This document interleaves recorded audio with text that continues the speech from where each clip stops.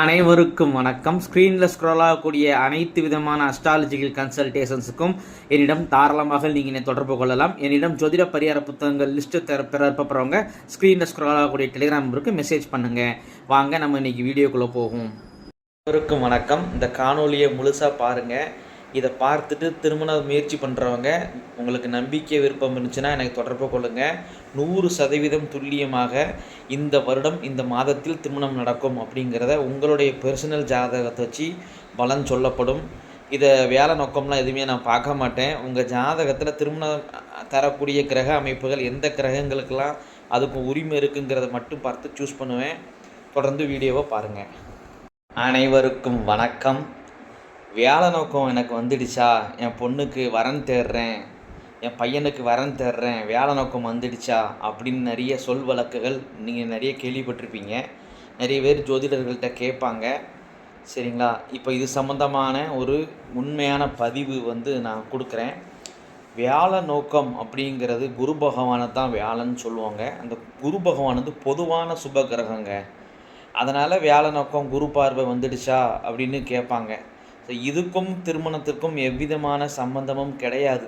அந்த காலத்தில் வள்ளுவர் இனங்களாக இருக்கட்டும், நம்ம முன்னோர்களாக இருக்கட்டும், இந்த வேலை நோக்கம் அப்படிங்கிறது எதுக்கு வச்சாங்க அப்படின்னு கேட்டிங்கன்னா, அந்த காலத்தில் பெண்கள் சிறு வயதிலேயே கல்யாணம் பண்ணி கொடுத்துருவாங்க. அதாவது மேக்சிமம் பெண்கள் 20 வயசு 21 வயசு தாண்டதே அபூர்வம். அந்த காலத்துலலாம் 23 வயசு வரையும் பெண்கள் திருமணம் ஆகாமல் இருந்தாலே அதுவே லேட் மேரேஜ்னு அர்த்தம். அந்த காலத்துலலாம் சீக்கிரம் திருமணம் பண்ணி கொடுத்துருவாங்க.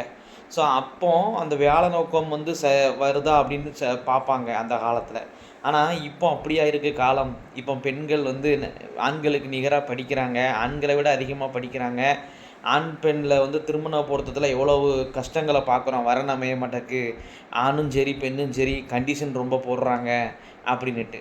ஸோ இந்த காலத்தில் வேலை நோக்கம் அப்படிங்கிறது உண்மைக்குமே வேலைன்னு தான் குரு பகவான். அந்த குரு பகவான் ராசிக்கு 1 2 5 7 9 11 1 2 5 7 9 11 ஆக மொத்தம் 6 ஸ்தானங்களில் குரு பகவான் வந்தால் வேலை நோக்கம்னு பேசப்படுது. அன்பர்களே, நல்லா யோசிச்சு பாருங்கள். ஒரு ராசியில் மொத்தமே 12 ராசி தான். ஜோதிடத்தில் மொத்தமே 12 ராசி தான்.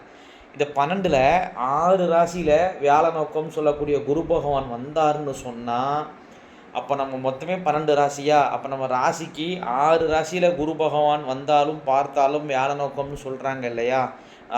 ராசிக்கு 1 2 5 7 9 11 குரு பகவான் வந்தால் வேலை நோக்கம் அப்படின்னு சொல்லுவோம். லக்கணத்துக்கு, அதாவது ராசிக்கு மேலே குரு வந்துச்சுன்னா நேர் 7ஆம் இடம் கல்யாண வீட்டை பார்க்கும், அது வேலை நோக்கம். அப்போ நல்லா பாருங்கள், மொத்தமே 12 ராசி. அப்போ 6 ராசியில் குரு பகவான் கிராஸ் ஆகிறப்ப வேலை நோக்கம்னு சொன்னால், எப்படி பார்த்தாலும் ஒரு நபருக்கு இந்த வருஷம் இல்லைன்னா அடுத்த வருஷம் திருமணம் முடிஞ்சிருக்கணும் தானே? கொஞ்சம் தெளிவாக யோசிச்சு பாருங்கள் அன்பர்களே. மொத்தமே 12 ராசி தான். இல்லை 6 ராசியில் வேலை நோக்கம்னா அப்போ ஆக மொத்தம் எப்படி பார்த்தாலும் ஒருத்தருக்கு ஒரு வருஷம் விட்டு மறு வருஷம் வேலை நோக்கம் வந்தே தீரும். அப்போ ஏன் இன்றைக்கி பல பேர்த்துக்கு திருமணம் ஆகலை?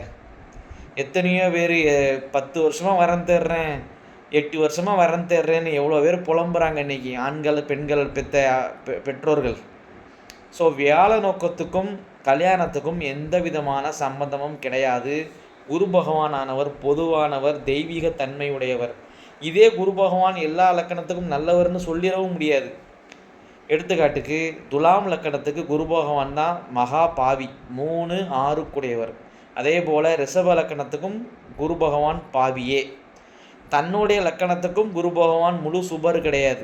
தனுசு லக்கணத்துக்கும் குரு பகவான் பாதகாதிபதியாக வருவார், மீன லக்கணத்துக்கும் குரு பகவான் பாதகாதிபதியாக வருவார்.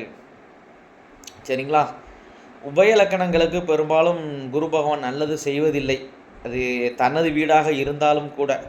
ஆக்சுவலாக மீன ராசிக்கும் கன்னி ராசிக்கும் தான் குரு பகவான் பாதகாதிபதியாக வருவார்.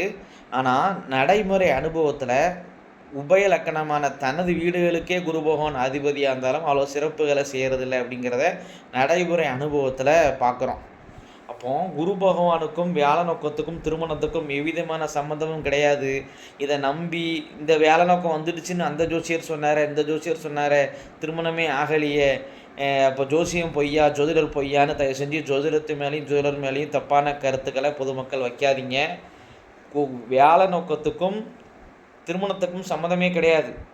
ஒருத்தருக்கு திருமணம் ஆகணும் அப்படின்னா அவருடைய ஜாதகத்தில் குடும்பஸ்தானம் 2ஆம் இடம் 7ஆம் இடம் சம்பந்தமான தசாபுக்திகள்,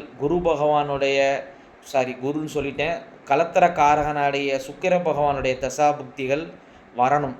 வந்து அவங்களுடைய தசாபுக்திகள் வரணும். வந்தால் தான் திருமணம் ஆகும். தசாபுக்தி அந்தரம் சூட்சமம் 2 7 5 11 இதோடைய கனெக்டிவிட்டி வந்து அந்த நேரம் நம்மளுக்கு 7.5 சனி கோச்சார ராகுலாம் இல்லாமல் சமயத்தில் திருமணம் கைகூடி வருது.